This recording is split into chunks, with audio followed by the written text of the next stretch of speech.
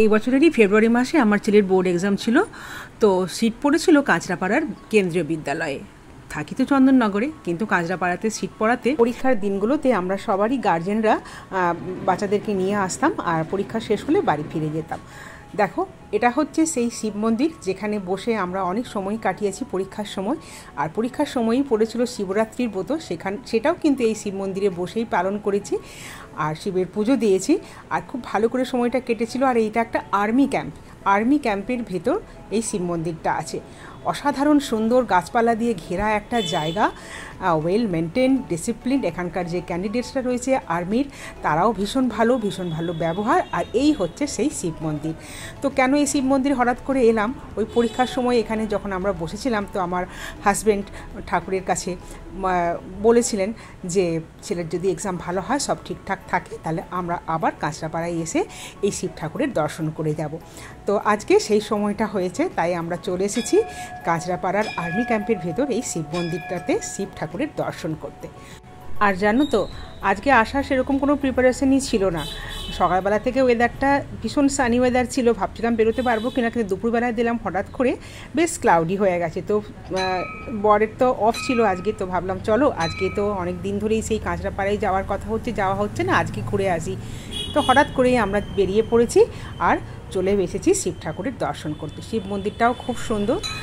আর পুরো যে পরিবেশটা আর্মি ক্যাম্পের ভেতর, দারুণ সুন্দর, একটা ওয়েল মেনটেন্ড আর খুব সিম্পল সাধারণ হলেও মন্দিরটা খুবই গোছানো পরিষ্কার।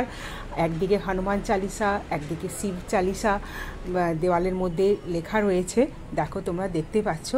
আর খুব সুন্দর করে এখানে কিন্তু শিব ঠাকুরকে প্রতিষ্ঠিত করা হয়েছে। তো আর্মি ক্যাম্পের ভেতর এত সুন্দর একটা মন্দির দেখে আমাদের ছেলেদের যখন এক্সাম চলছিল, তো আমাদের খুবই ভালো লেগেছিল। আর গাছপালা দিয়ে ঘেরা থাকাতে সেই সময় যে ফেব্রুয়ারি মার্চ মাসে যে গরমটা হয়, সেটাও আমরা ফিল করতে পারিনি। আর এত গাছপালা, এত সুন্দর একটা জায়গাতে বসে সময় কাটাতে পেরেও আমাদের খুব ভালো লেগেছিল। তো চলো, শিব ঠাকুরের দর্শন করা হয়ে গেছে। তো এখানে একটা গাছ ছিল, গাছে এত সুন্দর ফুল ছিল, আমি আর লোভ সামলাতে না পেরে দুটো তিনটে তুলে নিয়েছি। এগুলোই স্মৃতি বলে নিয়ে যাচ্ছি। এখন তো আমরা দুপুরবেলায় এসেছিলাম, সেই জন্য পুজো দেওয়ার কোনো ব্যবস্থা ছিল না। তো যাই হোক, দর্শন করার কথা ছিল, দর্শন করলাম শিব ঠাকুরের। চলো এবার আস্তে আস্তে যাই, বাড়ির দিকে পা দিই। আর তোমাদের কেমন লাগলো এই জায়গাটা, স্পেশালি এই শিব মন্দির আর্মি ক্যাম্পের যে ভেতরটা তোমাদেরকে যতটা দেখালাম, কেমন লাগলো জানিও কমেন্টে। তো আমরা টোটোর জন্য ওয়েট করছি। আর এই দেখো, এই হচ্ছে সেই কাঁচরাপাড়ার কেন্দ্রীয় বিদ্যালয়। আমরা এই মন্দিরটা থেকে বেরোতেই কিন্তু স্কুলটা ছিল, সেই জন্যই ওখানে আমরা বসার সুযোগ পেয়েছিলাম। তো কেন্দ্রীয় বিদ্যালয় পেরিয়ে আমরা এখন চললাম স্টেশনের উদ্দেশ্যে, তারপর ট্রেনে করে চলে যাব নৈহাটি। আমাদের আজকের ঘোরাফেরা এখানেই কিন্তু শেষ না, নৈহাটি পৌঁছে কিন্তু বড় মায়েরও দর্শন করার ইচ্ছে আছে।